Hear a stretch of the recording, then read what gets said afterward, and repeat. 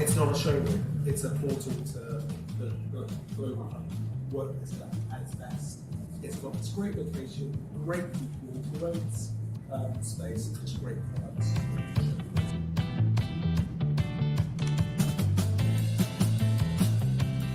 I think one thing that I also want to touch on is around the idea of the playground and the idea of play, which was really crucial in the design.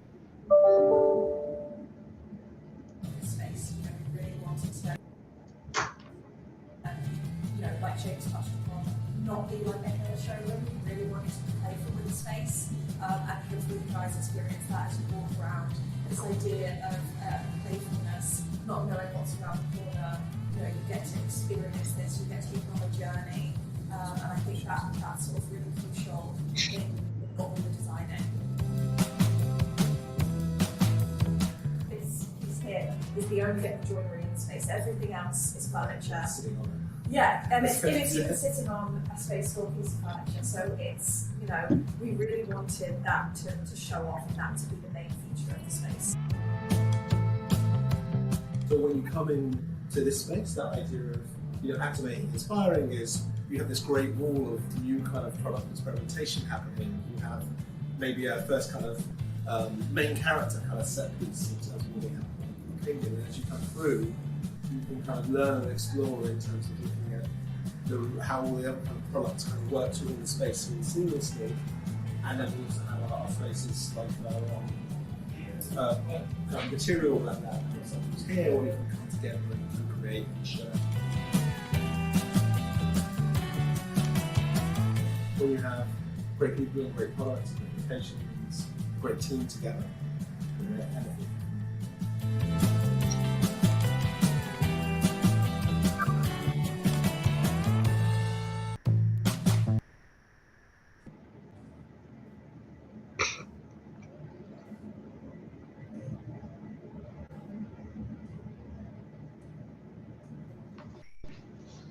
Everyone, thank you for joining us.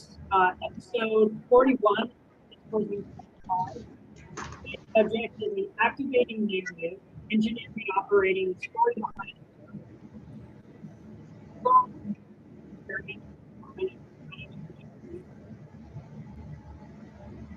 doing research and development work with the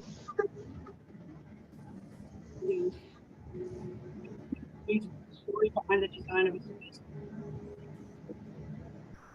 Got an amazing group of panelists tonight. We're going to have some great conversation. I will start off with some introductions. Katie, can you kick it off?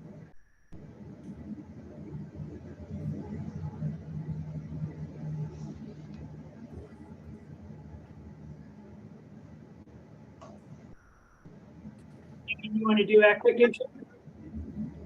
Oh, sure. Sorry, I didn't catch that. Hi, I'm Cami Bingham. I am Senior Principal and Design Director for OTJ Architects. Our headquarters is in DC, where I am located, and we have several offices around the United States. Thank you. And Tanisha. Hello, everyone. I'm Tanisha Krishnan. I'm the Associate Director of the Workplace Strategy and Change Management team at BNP Paribas Real Estate in the London office. I'm UK based. I'm an architect by background, and I've got a master's in design management and innovation. So basically been introduced to this world a couple of years ago and have been sucked in since. So that's basically what I do. Thank you. And Gip. Hey, good morning or afternoon where everybody is. My name is Gip Johnson. I oversee corporate facilities and space planning for the Home Depot in Atlanta, Georgia. We have about 50 plus sites around Canada, Mexico, and the United States, and about 4 million square feet of property. So everything is always different and ever changing at those offices. So happy to be here. Thank you. And Irene. Hi, I'm Irene Dragakis. I'm a partner at Fletcher Priest. I head up the interiors division of the practice. We're located in London. I'm originally from New York and I've been residing in London for the past 15 years. So bringing lots of US, UK experience across. I'm an architect also by training, but decided to go into the interiors division. Awesome, thank you. And then from the Space Store side, I'm Joe Rokes. I'm Vice President of Strategic Accounts based in the Bay Area here in California, and joined by my colleague, Nick Baxter. Nick. Yeah, hello all. Thanks for joining today. I'm Nick Baxter, MD in the UK region, and very passionate and involved in the strategy and marketing and what we need to provide next in workspace. So always like to hear the experiences and the needs and what's the perceived next needs. So looking forward to a great discussion. Very grateful and extend thanks now to our panelists for joining us today, as well as the audience. Fantastic. Well, with that, let's jump in. To kick things off, I'm curious for some thoughts around as you, and this is probably for Irene, Cami, Tanisha, but as you start to work with the client, I'm curious on the journey of how you learn about that client's culture, company culture. If there's a process or a journey you go through in trying to understand that culture and how you then take that as a guide as you look to design the spaces. I will, Tanisha, do you want to go first on that one? Cool. So basically, I mean, I'm really passionate about the whole people side of the work that we do, and culture sits at the heart of it. It's just understanding how people work together. So when we basically start with any client, we do leadership interviews to get a leadership perspective on how things are going, which is very different from what the colleague perspective is when you start doing interviews and focus groups.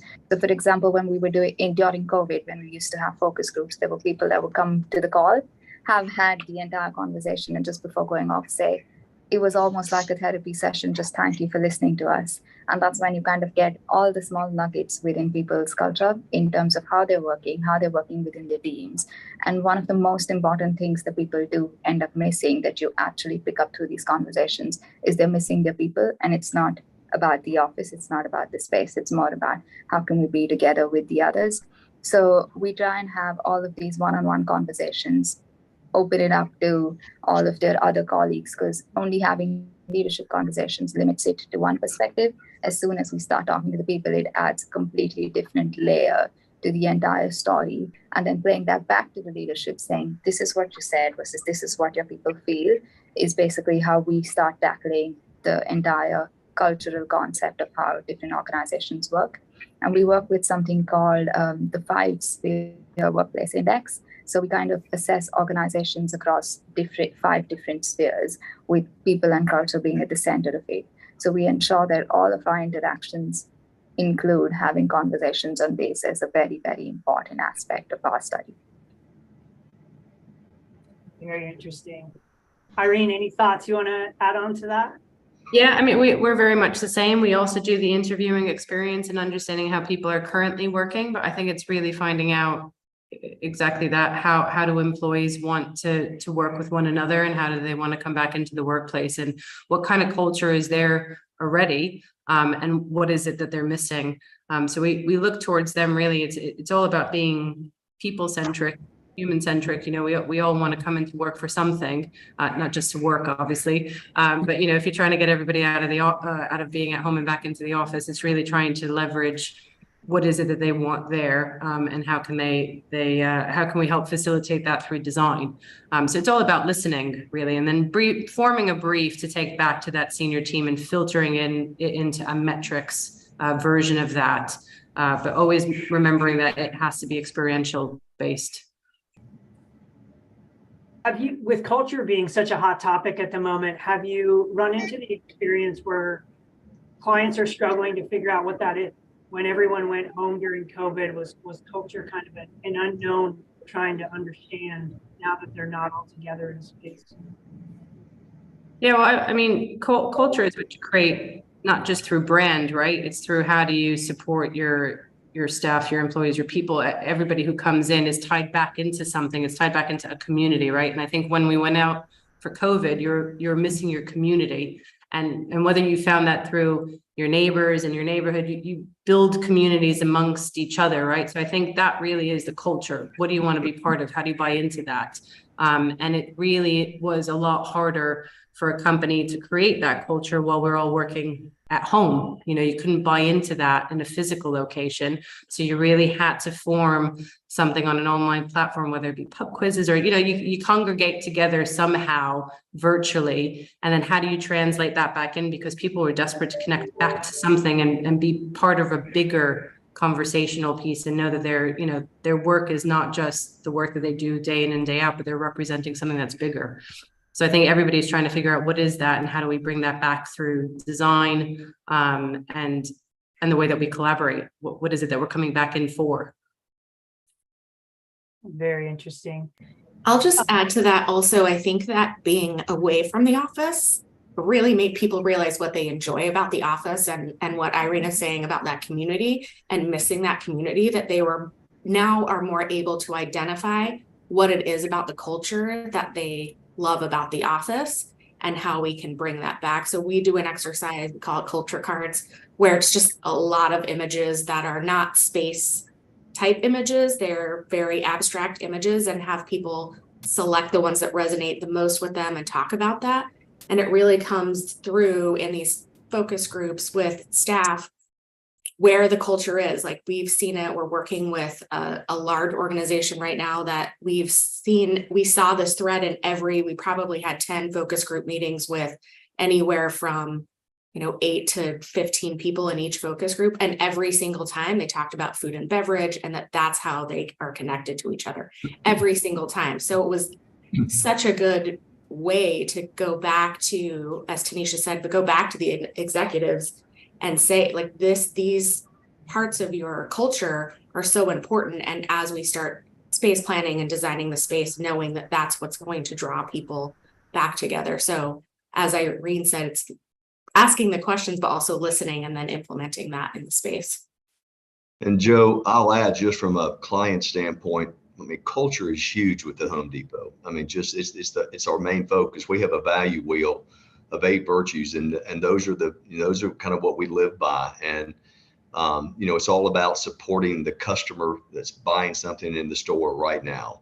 I mean, that's our main focus. We don't call our headquarters a headquarters. We call it a store support center.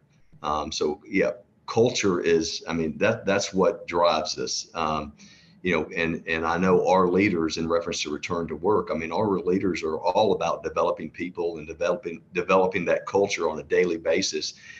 And, they feel from an executive level, if people aren't in the office meeting with each other and talking with each other, they're not developing and we're not building that culture. So yeah, the culture is huge with the Home Depot, and it's really the starting point when we're dealing with the architects we use. And how are you bringing, when you are meeting with an architect, is there a standard process of how you're bringing that culture to them, sharing the information around it? Yeah, I mean, not to discount any architects on the call, I mean, but most architecture firms can all do the same thing. They're all great. They're all wonderful. They all do how do they relate with our culture? How do they fit with what we're doing? I mean, the first thing we do is we talk about, our value wheel, building relationships, giving back, customer service. So,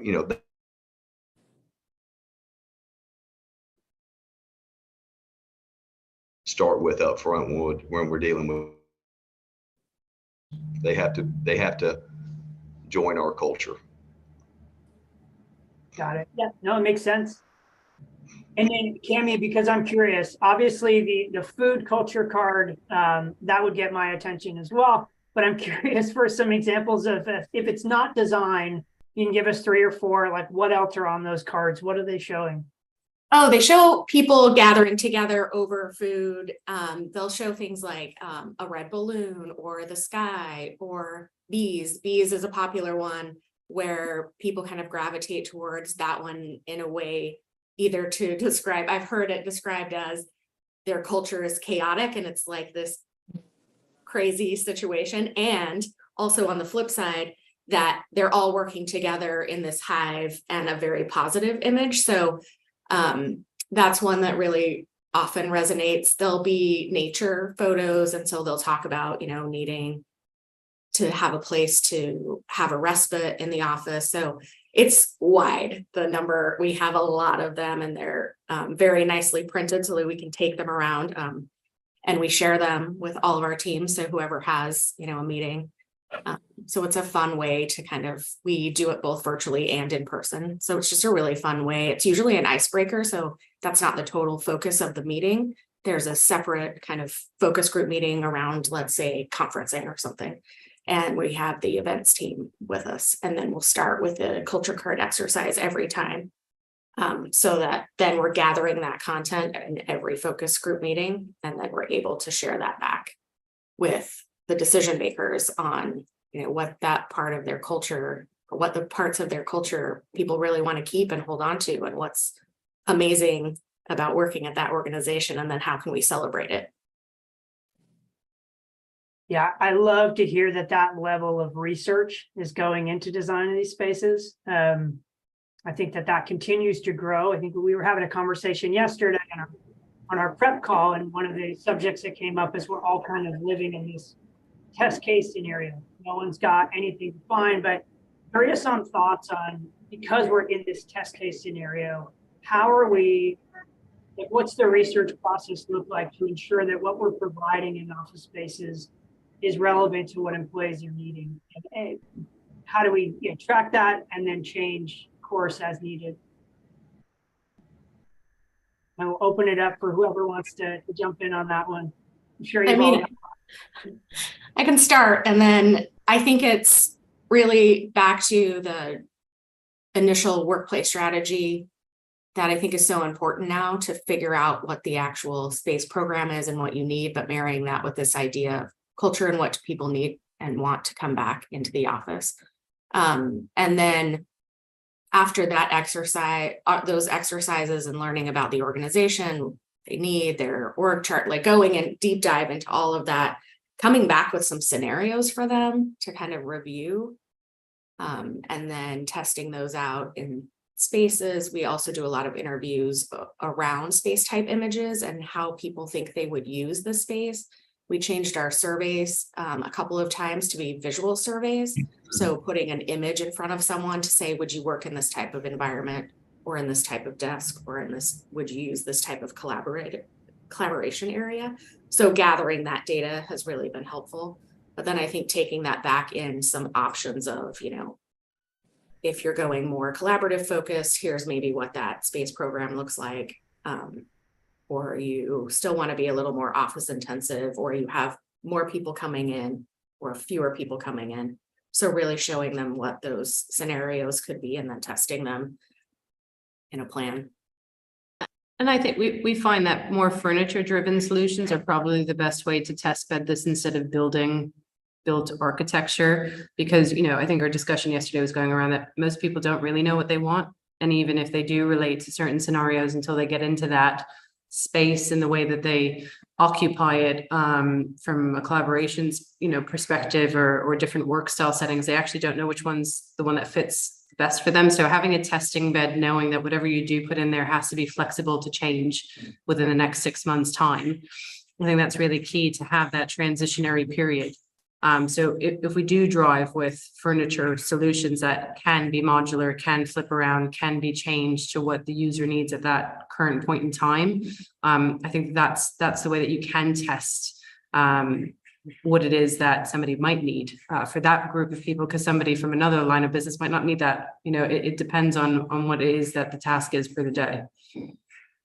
And what we usually do is, rather than going into investing in the entire space, it's obviously smaller pockets where then you've got different types of furniture units. For a particular client, what we had is QR codes. So every new setup had a QR code where people could live feed in their feedback on maybe what's working well, what's not working well. And for example, there were things like suggestions would come in saying the IT setup isn't working. And the next day, someone else would have gone and ensured that that was done. Someone from the IT team would have updated it so it works. So it's just basically ensuring the people are part of the process and they're being listened to, because automatically when that starts happening, they realize that they're valued, that everything that they're saying is actually happening at quick pace, and that even the organization is as involved in them as they are within the organization. And so they're really, really small things that, because when we did when we did a change management program for another client, when we introduced the new space, there was a fun concept that they had introduced was they had passports for everyone to go around the space, and every new space they went and visited, they got a stamp saying that they've seen this new space. And it's just fun things like that to start getting people excited about it. And then once people have seen it, they've understood the value that sits behind it, they start adopting the spaces. And the other whole part of change management is getting them to make these decisions. So getting them involved in designing the behaviors and protocols on how to use the space, because they then start owning how the space is to be utilized and what behaviors are allowed. How could we use that for what activity? And they become the champions of spreading the message across the business. And that's how you start getting use of those spaces. Because we have another client that has recently redone their entire floors, and those collaboration zones and quiet zones are not used at all because people don't really know what is the purpose of them. Because when we had interactions with the senior leadership, they said, aren't quiet areas supposed to be the desking spaces? Why do we have a separate zone for it? And those are the kind of things that if you build alongside them and the employees, do they know how to use the spaces? And only then will you see any return on investment. Because if you don't know, you just put those spaces in and you've just made them look a particular way. People would just use it out of curiosity once, but then wouldn't go back to it. So it is like implementing those behaviors and encouraging people to then go ahead and use it for X activity and Y activity, and making them realize what those setups are actually made up of. Yeah, Tanisha, spot on. We, before COVID, we were blowing and going. We were growing. All we were doing was putting in workstations, putting in conference room, putting in offices just to fill space. We needed space for people to work. Then when COVID hit, everybody went home, and everybody and everybody started thinking, well, this is what we need to do, and this is what we need to do to bring people back, and this is what we need to do. Anybody that spent capital dollars during COVID, thinking they knew what was going on, I don't know what to say, but it's crazy to me because we had no idea. So when we started, what we're doing now is we're trying to design space that when people are back in the office is right. We don't want to go and design space what we think people are going to want, because I'm telling you what, I've got 65 phone booths in this building that we thought that's what people wanted, but people still go in the stairwells to make their phone calls. They don't go into the phone booth. So there's so much stuff that we think we know, but until you come back and experience it and do it, that's when you should build spaces. That's when you should change things. But, let's get people back to the office. What do you need when you're back in the office to make your job easier, to make it safer? Then let's build. Let's put these ideas together. But it's interesting. Before COVID, it was all about, getting people space to sit and work and do conferences. Now, after COVID, it's all about collaborative space and more open spaces and more collaborative spaces. And, I'll say it just, neat, creative, fun working areas that somebody will go sit at. So it's just, it's really interesting, before COVID and after COVID, what the office space looks like. Yeah, I agree. And there's a question in the chat about piloting new spaces and different furniture, for example, could be expensive. And I know, Kip, you talked about this as well. But we have a client right now that moved in 2016. And so they have a new workplace experience committee, they're calling it, where they're meeting with groups of team members in their spaces and kind of going through the space and asking them, you know, what do you think you need to work in this space? And then we went and walked it with them with our furniture dealer partner.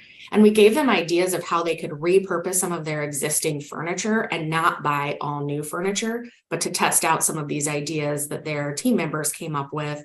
You know, it'd be better if we could use this space for this reason. What furniture do we need, or what do we need to support that? Very minimal IT, a little bit in, you know, creating some additional Zoom rooms, and really just repurposing furniture that they're not using today, and so that they can pilot that and then figure out what they want to do based on the feedback from their team members. I think what you just touched on, Gip, is really, really interesting. And along with that piloting, I think this is a key one, how to do piloting. And I think one answer to that I'd throw in is a good supply chain. And I'm speaking as we're manufacturers, that would be supportive of testing things, testing other things, swapping things out. You know, used to be said a lot in 2020, we're all in this together. Let's keep that up. That'd be a win from the whole situation, wouldn't it? But I just wanted to come back to the culture point on what you said, Gip, about fun and creative workspaces, because of all the needs we've heard through the years, last 3 years, and there's collaborative, and then there's quiet working, and so on. But fun and creative spaces doesn't come up so much. And is this really the culture piece we're talking about? How do you actualize that in Home Depot? Yeah, I mean, look, 6 years ago, if you were to talk about a collaborative space or an open environment space at Home Depot, we'd have gone, are you kidding? We need conference rooms. We need these huge conference rooms, and we need these conference rooms where we can get in and you know, put our heads down. It took an act of Congress for me to get a huge 2 conference rooms that sit about 60 people at the end of our main hallway in our store support center here, an open collaborative area. And I'm telling you, the minute it opened up, instead of, you know, 2 people taking up a 9-person or a 10-person conference room, these 2 people would go down and sit at a 2-person high top table in an open area that had TVs and, you know, different types of furniture setups. You have a living room set up, you have a picnic table set up, you have benching applications, you have, you know, different types of furniture that overlooks our lawn area. And so people were flocking down there. So we kind of went, oh my gosh, this is working. And we started making changes based on what we saw was working. As I said, you know, we're not designing. I can tell you right now, from my team is not designing or building space to bring people back to the office or ask you to come back to the office. If you work for us, you need to come to the office. And then when you're at the office, we want to provide you whatever new environment we need or you need to be safe and to be productive while you're here. And you know, the phone booths I said earlier were key. You know, we knew that's what we thought we wanted and we thought people wanted, but nobody used them. And then we're seeing, you know, some types of seating, like I think Irene said, different types of office furniture. We see, okay, we've got this type of seating that nobody ever sits in because it's uncomfortable, it doesn't work.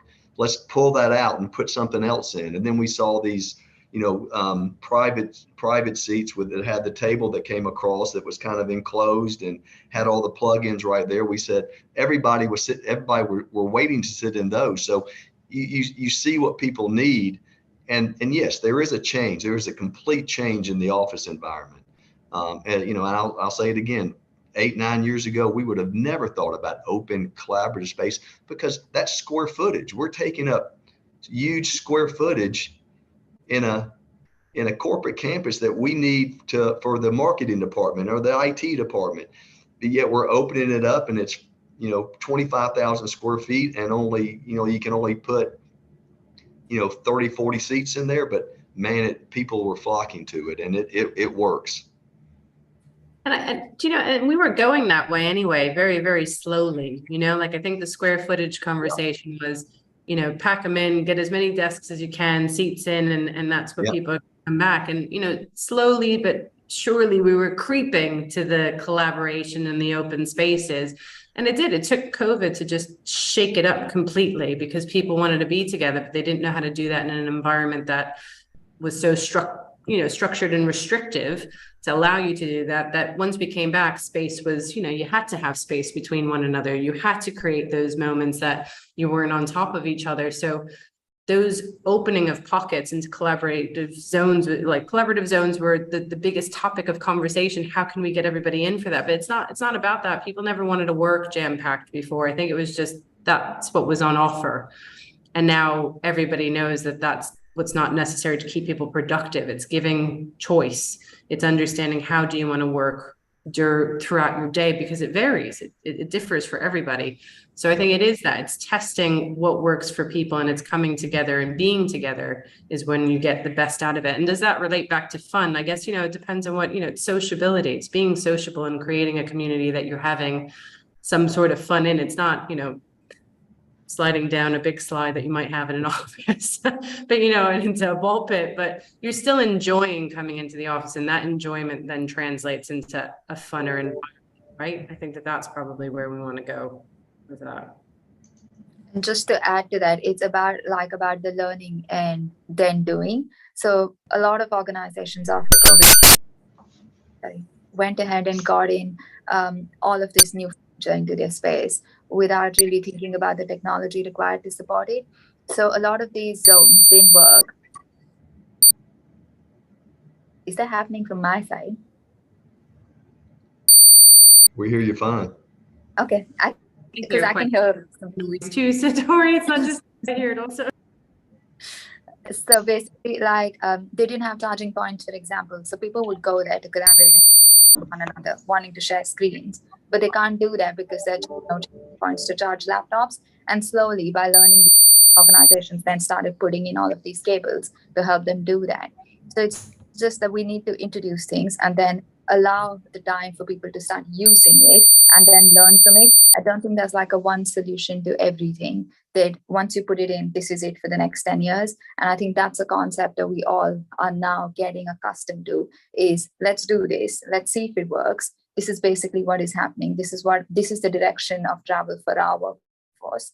Let's see what works and what doesn't work. And I think that's the new way of working now, even from more of a exec perspective, because nobody still has the final solution to where we're going. So the learning and the seeing and learning is really, really a big point right now. Other than kind of visually seeing if people are using new spaces or new product types, have you seen QR codes? I think is a brilliant idea for pilot spaces, so people can give that immediate feedback. But interested if any of you have seen different ways of tracking usage other than just visually seeing if people are sitting there or not. A few of our clients actually, for the new furniture that they bring it in with sensors. Obviously, that does come with a cost, but a lot of the clients that actually want to use. So one of our clients that we were working for had just redone an entire floor because they are going to move in 2027.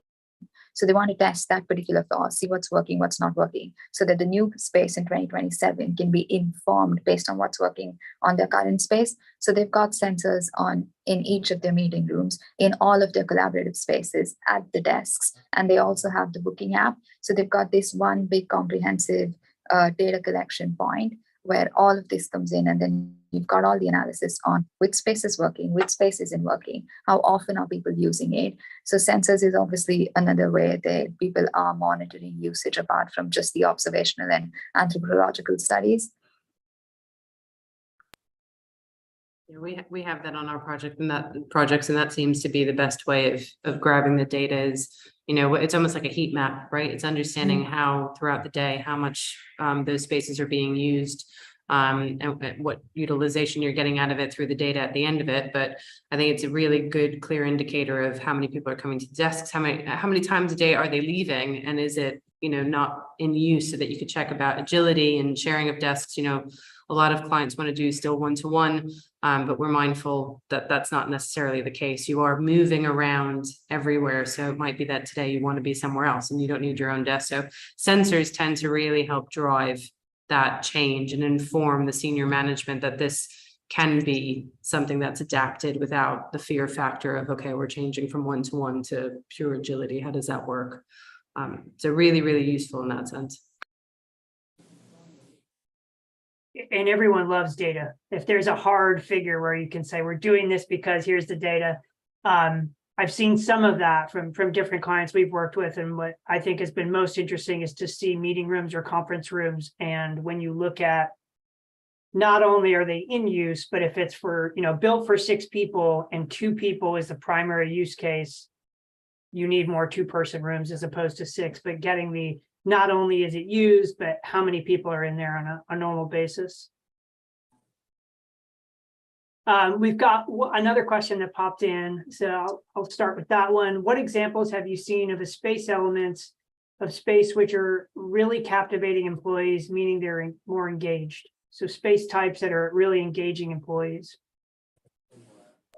Well, I think the one that I was talking about, not specific to a brand, but it's the modular setups where you can change it throughout the day. So whether they be stadium seating or stools or elements that you can shift and change depending on what type of session you want to have, those seem to be really quite popular, that it allows you to build the dynamic of the space that you need. So it's not fixed, right? So if you've got a sofa and it's an L shape, it might work for a certain type of meeting, but if you could separate the sofa to facing each other, or taking individual parts around, you're just curating your own space. You're giving yourself your own experience. So we find that, maybe they don't always get pushed around and moved around, but 10 times out of 10, I think people do like the fact that they can move that, they can change it, they're able to manipulate it to whatever they need. So that type of modular furniture seems to be very popular amongst our clients, at least, especially in the tech industry. In our experience, the 2-person meeting room pods, but the ones that you can close the door on, but have flexible furniture, like the soft seating. So you've got more comfortable sofas in there, opposed to a big round table with chairs around it. So everyone that wants to come in for one-on-one sessions or just check-ins with their managers or any private and confidential conversations, they prefer doing it around more softer seating rather than the formal, let's sit across the table and have a serious discussion, because that's really not the purpose of it. And that has been very, very popular with a lot of our clients, is switching to those type of meeting configurations versus what we've always been used to, the formal tables and conference rooms. It is more of this informal areas that you have access to more at home. But here it is within the private spaces. You can shut the door. You don't have to have this conversation outside in the open plan where everyone can hear you, or within those open pods, because that's what we've been given. It's just this informal areas, but within closed spaces. And also for us, we've also seen a big take up in community space. So like kitchens they don't have to have the most fanciest furniture, but even the coffee points, like as long as you've got those introduced across the floor, because that's what attracts people into the office, is not the nice coffee or that you've got it, but just that you will definitely see people there across the day. You'll have someone or the other that's always in those spaces. And also when people want to have messages being sent across the business, they'd have them put up within those coffee spaces, because at least once a day, even if you don't drink tea or coffee, you definitely go there for water, and then you'll obviously have some conversations happening there. So those are the type of spaces that a lot of our clients are moving more to, in the sense of providing for these spaces. Because right now you'd have just one kitchen counter somewhere at the end at the back of a floor plate, but now it's making it more the central concept on how can we have like this big, huge community area in the middle of our space to actually bring in that vibe, to get people to talk to one another and create those fun spaces, like you said, more without having them somewhere in a dark corner in the dark alley at the back of the office. Yeah, we found out, just watching people use our space that, you're right, that some people like different areas. The IT techie folks, they love our beanbag chairs that they can lay in the corner and in their shorts and their t-shirts and bang out code on their computers, and they love that beanbag chair effect. But I think most associates, we've seen them. And I don't know what they're called. Steel Cases was one of our designers, and they provided it's an encircled seat that has a kind of high panels. It has the data plugs. It has the USB plugs. It has the table that comes across, and it's a private area that overlooks our kind of our lawn area. People tend to flock to those. They flock to the high, the high tables, the kind of like the bench seating. I'm sorry, not the bench seating, but the kind of like the high boys chairs and the high tables. They tend to flock to those higher round tables, and then the long rectangular tables. They don't. We try to create these living room settings with the sofas. I think Irene mentioned that, but for some reason, sofas and living room type of areas aren't really, people don't use those that much. Maybe they're too far away, or maybe there's not enough areas to lean over and to put papers on. But the high top tables, the round high boy tables with the high chairs seem to be, people flock to those a lot in different looks. But then, just private seats, the private seats where somebody can go and they have all the connections there seem to be the type of furniture that, that our associates kind of gravitate to. It's really a key point I think you make there, Gib, is it's got to be cool and look different, and the disruption that's coming, but it's got to be functional, hasn't it? If you can't put your papers or your laptop or your drink, because food and beverage seems to have come up a bit today. Nick, it's. Look, we're a case study. I mentioned it yesterday. We're a large company that has, I've got so many people of so many different diversities and so many different age groups, and that we're a case study. I've seen it all, and we've made, as I said, I've thrown away millions of dollars of stuff that we thought would work. Y'all are talking about occupancy plan. Sensors. Yeah, I've looked at sensors. We need sensors, but you put sensors on a 1.6 million square foot campus with 400 conference rooms. The operating expenses go out there. I can't. What? Where's the payback on that? So sometimes you just got to look at it and go, we know those conference rooms aren't being used. I walk by it every day. I have a team of spacewalkers. We walk space every day, just looking at what people are doing. And that's kind of data is great, but sometimes you can't afford that data. So sometimes you just got to go, you got to take what you're feeling and take your eyes and look at what people are, how they're using it, and make your recommendations and stand by it.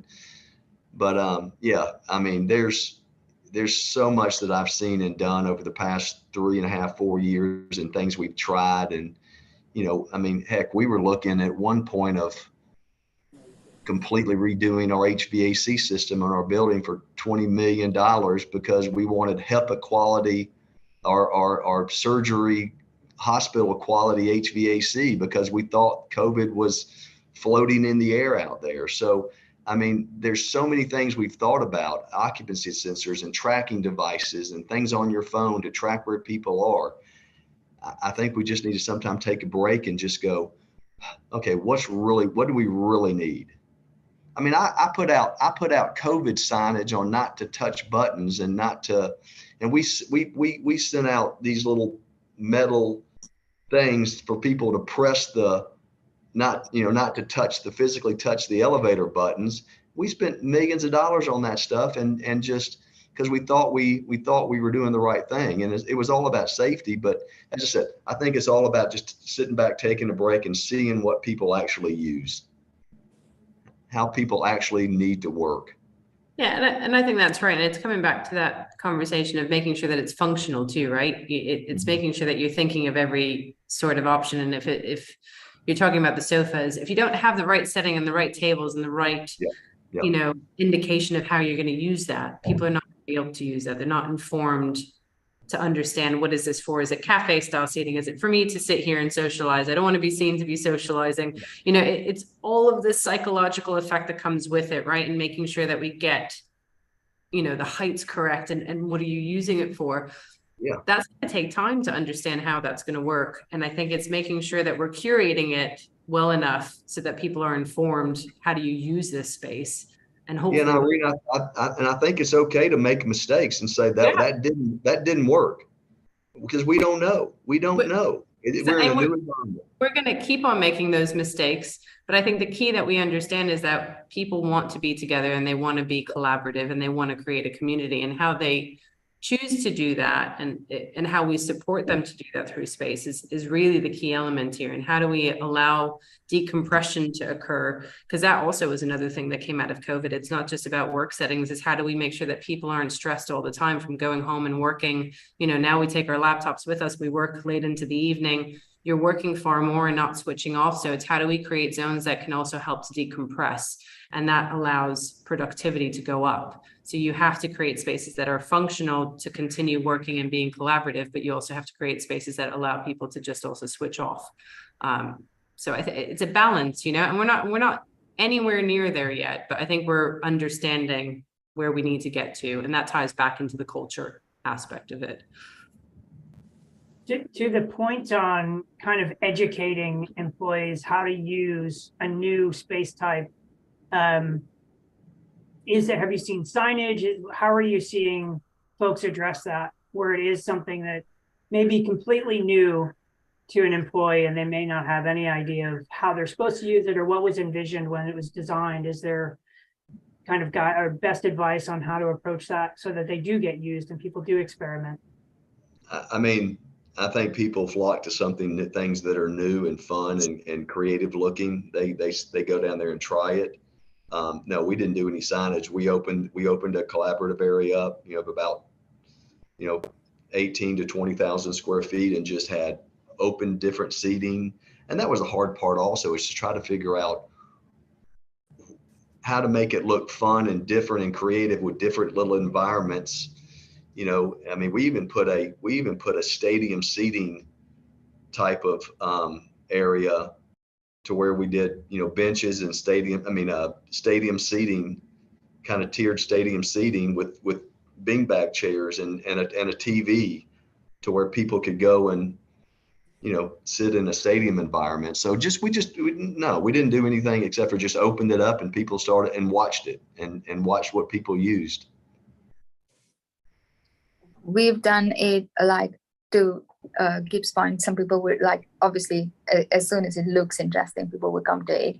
But in other instances, we've actually done workshops where, like I said, we co-design the use of the space alongside the employees. So like through a champion group, they're the ones that will basically go, okay, what are we using this space for? Can we do X activity here? Can we do Y activity here? So like doing a day in the life exercise with them on how can they use the different spaces? What are the type of behaviors and activities that can be done there? How long can those spaces be used? Can those spaces be booked or not booked? And then based on all of these conversations, they start understanding that, okay, these are the activities that I do in a day. Can I move around? What can I do? And it all goes from what do you do now versus what can you do after this new setup has come in. And that's when the big aha moment comes to them, is because we actually get them to do this sticker exercise, which I'm assuming most architects do. But it is just that, where do you do X activity? Where do you do Y activity? And at the end of it, when you look at the map, they're all in one place. And then you show them the new plan and you say, okay, now where do you think you can do X activity, Y activity? And then they will look in the map and realize that they're moving around the space much more, because now they've got different settings that can allow them to do that. And additionally, we also do welcome guides. So just very fun looking small booklets that people can like either they send via email, or then when you have an introductory day. So like when you launch that new space, it would go as just a handout with maybe like a really small plant or different ideas that different people come up with to just engage the employees. So I worked for an organization before. There was a design-based organization, and they actually floated a competition within their employees to design a tote bag. And then on the day that they launched the space, within the tote bag, they all had like a small plant and that welcome guide on how to use the space. So people know exactly what zone is meant for what are the activities that you have to do there, how long can you use a particular space, how loud can you be in that space, can you eat food there or can you not eat food there. It's things like that to just get people to understand how do you use that new space. I think that's really interesting. And one thing I've noticed too is we do these rollouts, right? When a space is redesigned or part of a space is redesigned or a whole, the client is moving and they've got a new space. And so you have this, welcome to the new office package and how does this work? And for a while that rolls into onboarding for new employees and they experience the space. I think what happens over time is if you weren't involved in a project or you've got some employee turnover or COVID, where everyone went home and then a lot of people started new jobs in this remote environment and didn't experience the space and now they're coming back into it. They have no idea what it was designed for. So when I walked this space for one of our clients that moved in 2016, even the director of workplace services wasn't there when we designed the space. This is a new job for her. She started during the pandemic. So even she didn't know the purpose of some of those spaces. So it was so helpful to walk through that with her and give her ideas about how we can repurpose some of the furniture and repurpose some of the spaces, but things she thought were weird. And I'm like, yeah, that doesn't belong there. I don't know who put that there. It's not was never intended to be there. So just these ongoing practices of studying the space over time, over the 10-year, 15 years, or, in some circumstances, the client owns the building forever and they're making changes over time. But how do you continually update staff and employees and how do they know how to use the space, not just on move-in day one or you just started your job? So I think that's an interesting idea and I like the idea too, Gip, of making mistakes and that's okay. Like, let's test this out and it's okay. And let's not pretend that we have a crystal ball and that we know what the future looks like. We never did. We certainly don't now, but we didn't before. So I think there's more flexibility now to be in this mindset of let's think about space differently, let's test some things out, and let's create a flexible environment that can be changed within reason over time to kind of fit the needs as our work styles change or our employee base changes, or you've got a different department that works in a different way.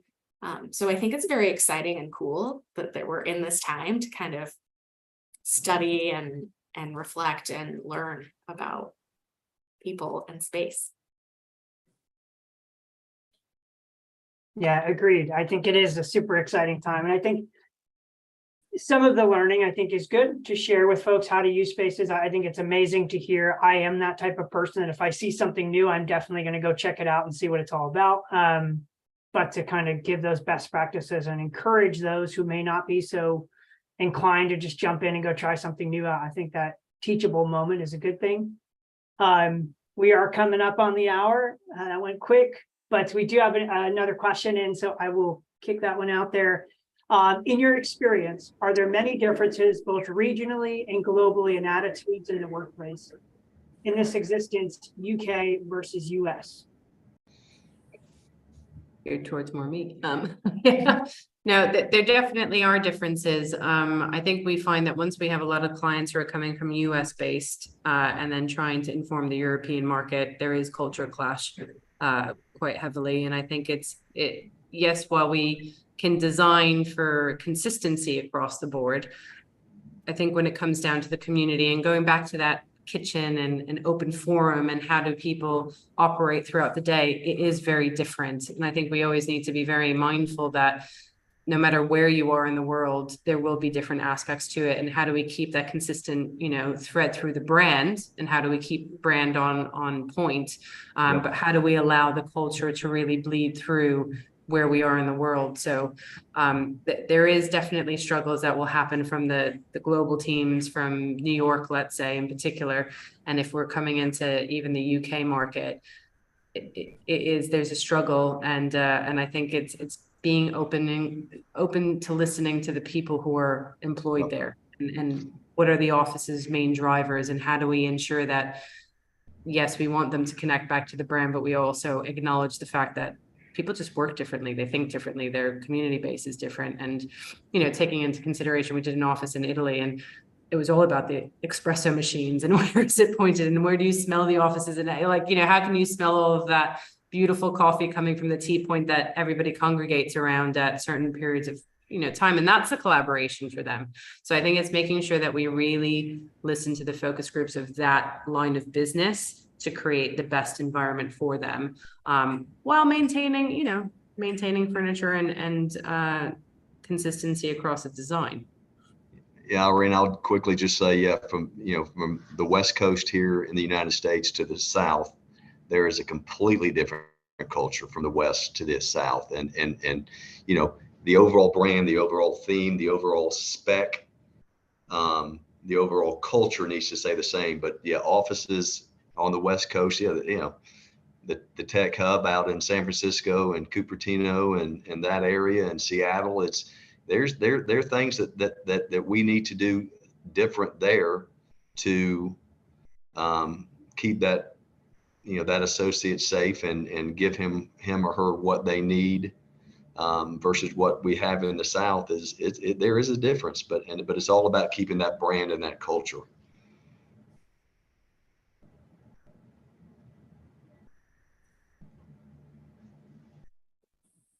All right, we're down to the last 4 minutes here. So I think with that, probably head into some closing thoughts. Cami, I think you kind of hit it. It is a very exciting time to be in the industry that we are. I've heard a few kind of hints on the fact that trying and failing is okay, but also some comments around the cost associated with that. So maybe some final thoughts on encouragement for folks that are trying to figure out what to do and feel motivated for what they should do first. And Tanisha, I'll start with you. I think it's about just testing in small beds. So rather than having to go, and we've been having these conversations with a lot of our clients that have to upsell these ideas to obviously the CFO and get approvals for this, is how about we start small? We could just start even at the corner of a floor. It's about just testing new ideas. And like Cami said, that there are a lot of providers that help you repurpose furniture, or also they will just basically buy off your old furniture and give you money against it. So, or you could even give it in charity for like your CSR obligations. So there's a lot of ways that you can actually meet your different targets by just reusing the furniture that you're not going to basically touch ever again, and just test it in those areas. Because if you are going to get rid of the 10 desks, the 10 desks can get you something in return, and you can use that to do it in a small space. So let's not go big. Let's start small if you don't know where you want to go, or because everyone is just in experiment mode, and then learn from where you've started is what's working well, what's not working well. Listen to your people, because that really, really does matter, because they want to be heard. It's basically the only reason a lot of them participate in focus groups is because they want to be heard. So it is just learn from what's happening, because that's the best place. Like you've said, just watch and you'd know what's working, what's not working. Brilliant. Thank you. Irene. Yeah, I think it's key to listen. I think it's listening to the needs of people. And I will also agree, it's about watching what they're doing and making sure that they understand and creating environments that are supportive. And it's not about going big. It's definitely not. The root of people wanting to come back in is to be with one another and to collaborate with one another. So how do we create those pockets in those moments of that and testing what works? It could even just be a table right at that point, but as long as we're pushing for that environment to happen. So it's all about listening. Brilliant. Gip? Yeah, just echo it real quick. Just listen, talk to the associates. I'll echo what everybody says. Talk to the associates and listen to what they want and try some things. Last but not least, Cami. I want to repeat something that Irene said earlier about enjoyment. And I think creating that enjoyment for people in their spaces and environments, but also enjoying it in our process and our work, and having it be a little fun too. So thank you for that. Awesome. Well, we are up at the top of the hour. Thank you to our panelists for joining. Thanks to everyone who joined via LinkedIn or on Zoom. We appreciate you spending the hour with us. Nick, any final thoughts? Really good panel, excellent inputs, great variety. Really thank you all for that. The big one for me is we don't really know what's needed next. Maybe that's always been true, but we're far more aware of it now. Experimentation's great, it's important. Let's support that through the whole industry, I think. And supporting what people really want, which is what's come up is fun. It's sociability, enjoyment at work. It is at work, we know that. But make it more fun. I think that's a really interesting and valuable take on what we often call culture. Thank you all. Thank you.